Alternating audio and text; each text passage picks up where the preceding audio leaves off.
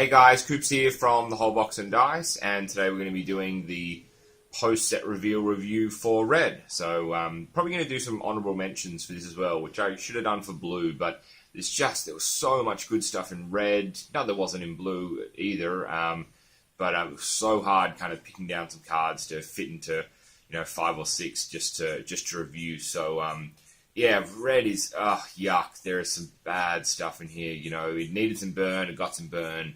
It needed some curve toppers, it got some curve toppers. And everyone's talking about mono red, which I get, but there looks like there's some really solid, 2-colored decks. Red blue, red green, red black. That just, looks like some yuck stuff in these colors. And some of the, improvise and revolves and stuff are really well enabled by Red, and like I said, I'll start with the honourable mentions. 2 cards that I really wanted to do, but they just kind of lost out at the end, and that's Hungry Flames and the Reckless Racer. So Hungry Flames, just more burn, creature and face. That's great for 3.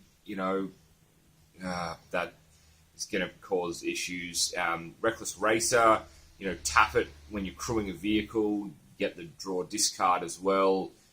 Bit bad. I don't like that either. So, yeah, like Wizards, I know you're trying to make red-white vehicles a thing. Like, I understand, I don't know why. I don't know, maybe this was a dying wish of someone very special to your company, but, man, stop with these cards, please. I want to be able to play other stuff other than red-white vehicles. It's too much. It's too much. And, well, you'll see, man. You'll see as we go in the video. But first card that we're going to look at today is Shock. It's a reprint. You guys all wanted it. You wanted everything bold. Red players, you're very selfish. You just want this was an amazing burn card. Reprint this. No. Instant for 1, 2 damage to a creature or planeswalker, or creature or player can be redirected to planeswalker. Super solid. There's nothing bad about this card. It's obviously I don't know if it's going to replace Galvanic Bombardment. They do 2 very different things. Galvanic likes seeing a lot of cards in your graveyard. You get the maximum benefit from it. But this will kill your walkers. You're going to get dealt lethal off this card. It's going to polish off some of your creatures that you thought you were safe, blocking with, and it's just going to, it's nasty. Shock. It's shocking. Bad pun, but bad card. But good card for Red, so Shock. Next card that we're going to look at is the Scavenger Champion. Sorry, the Scrapper Champion. I keep going Scavenger. The Scrapper Champion is a Human Artificer for 4, which is a 3 generic and a red, and he's a Human Artificer, and he has double strike. When he enters the battlefield, you get 2 energy counters. When he attacks, pay 2, put a +1/+1 counter on it. I hate cards that have the ability to just keep getting stronger and stronger and have double strike. So overpowered.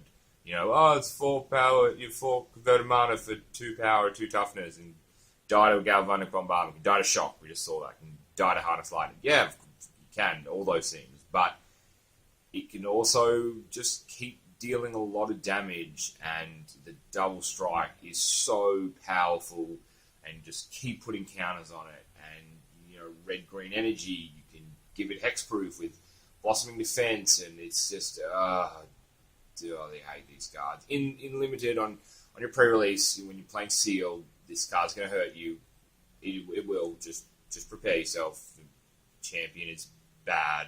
It's no champion of mine, so Scrapper Champion. Good card. Really good card. Really, really like cards that just force you straight away to be like, I need to do something about this, otherwise I'm going to be dead sooner rather than later. Especially because it's so easy to give it trample in red or green. You're going to see red and green or red and black. It's just bad. And, talking about giving cards trample, our next card here is Invigorated Rampage. And it's an instant for 2, generic and a red. Choose 1, target creature gets +4/+0 and gains trample until end of turn.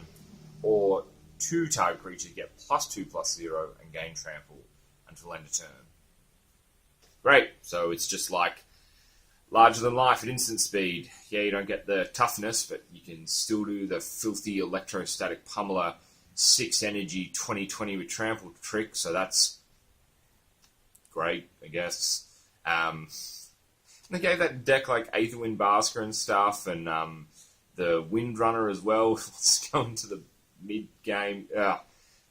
This card is great. You have so many chump blocking in the format at the moment. Fragrant Inspector, servos, cards that are either just, easily replaceable, or they've already served their purpose when they've hit the battlefield, and you can now just give 2 creatures trample, and you can give the champion trample, and it's got double strike, and this is a really, really solid card. Red needed something like this to just kind of plow through the wide boards that we're seeing with tokens, and this enables that so well. And if you've just got the one target, that'd be great. Every time I see cards like this, I always think of the Hearthstone card for Druids being like, you no longer have to choose one, do both, and please never print that ever, Wizards. Don't ever print a card that says you can choose both. You can choose more than one ability on a choose one card, because I don't want to live in that world. That's not fun for me at all. But, Invigorated Rampage, really, really solid pump card. I love that you can select 2 targets, and once again, in indefinitely limited and sealed, this is going to cause you some problems. You're going to die to this on your pre-release, I promise you. Someone's going to red deck you to death and probably shock you in your last 2 damage. So that's, that's something you got to be aware of. Next card we're going to look at today, and we're going to jump straight into the expertise suite. I wasn't sure if I was going to do all the expertises, but I think it's worth doing. I like them. I like the synergy between all the cards, and this one is Kari Zev's expertise. It's a sorcery for 3, which is 1 generic, 2 red. Gain control of target creature or vehicle until end of turn. Untap it. It gains haste until end of turn, and you may cast a card with converted mana cost 2 or less from your hand without paying its mana cost. I don't know how to feel about this. It's like, hey, Hijack's not very good, so maybe Hijack with a free spell on the end is better. Well, it is, obviously. That's strictly better, 100%. There's a lot of good stuff you can cast for 2 as well. I wish you could take control of target vehicle and it became a creature until end of turn, even if you had to pay a little bit more, but that would probably break the card, because you could take the 7-11 boat and just punish them. So maybe that's a good thing. Don't print that as a card, please, Wizards. But this is really solid. There's so many cards that you can cast off, like I said, in that 2 mana. And I like that you can cast Kari Zev herself. That's really, really awesome. So it'd be interesting to see if this can find a home. You've got to have a body that's worth taking to play, so something to force a trade or something to do a lot of damage. So, we'll see whether the expertise, fits in the format. But, I really like this. That 5-color expertise deck that people have been talking about. We can just combo 1 into 1 into 1 into 1. Don't do that. Don't ever do that. 5-color Panham is evil enough. I don't want to deal with 5 expertises. That's just shit. Don't do it. Next card we'll look at is Kari Zev herself, and she is just awesome. The monkey or no monkey, that's a lie. It's all about the monkey, guys. She is a 2-mana legendary creature, and she's a human pirate, and she is she's a 1/3. So yeah, the 1/3 is not great, but first strike and menace, and whenever she attacks, she creates a legendary 2/1 red monkey creature token named Ragavan. Great name. That's tapped and sacking. Exile that token at the end of combat. Kari Zev. She's so cool. She's so cool, and I saw the token artwork for the first time. He's got little goggles on. He's so cool. He's a little dope little monkey. This triggers Revolt, guys. The token triggers Revolt. And do you know 2 colors that work really well together? Red and black. You know what spell black has? Fatal Push. Yep. Fatal Push is now super easy to trigger with the monkey revolting. Like, damn. I don't want to lose 4 converted mana cost creatures for 1. It's like I I don't want to lose my turn 3 and 4 plays just for one black mana. That's bad. At instant speed as well. Come on, Wizards, what are you doing? And you're like, oh, it's a 1/3. Like, well, it won't die to shock. It won't die to the first Galvanic Bombardment. Yes, it'll die to Harness Lightning and Unlicensed Disintegration, but not going to make it 1/5. I'm going to wreck the card. Grasp will still kill it, but these double black on turn 2. That's a very unlucky response to this card, and it protects itself in combat. It's got, I wish it had haste. I wish it had haste instead of first strike, if only for the fact that you could cast the expertise, take control of a creature, play this, all have haste, all swing in, 7 odd damage, depending on what you take, kind of thing. That would have been really solid. But first strike protects itself, menace, makes it really tricky to interact with, especially early on. You're dropping this on turn 2, on turn 3. They've already got a 2/1 to deal with as well. Plus this, like, how much resources are they going to really want to commit to this guy or this girl? I don't know. I think it's solid. I think, Kari Zev is really, really solid. The Monkey is dope. Monkey is so, so cool. And this will definitely be a card that we see. And red, red-black deck is going to be bad. The red-black artifact deck is going to be really, really, really bad. And yeah, cards like this is going to help. Don't Fatal Push me, by the way, with this. I'll get so angry because I'll be so happy to see the Monkey. So please don't. Please, please don't do that. Last card that we're going to look at today, and this is the really, really interesting one. It's a curve topper. It's super jank, but maybe it also makes red-green energy or red-black energy or even just mono-red energy super viable. I don't know. And that is the Lightning Runner, and it's a human warrior for 5, 3 generic and 2 red. Has double strike and haste. When it attacks, you get 2 energy, and then pay 8. Untap all creatures you control. After this phase, there is an additional combat phase. What? Like, we already saw the artifact that gives you a second turn. Part of the Water Veil and Emrakul will give you a second turn, and that's bad.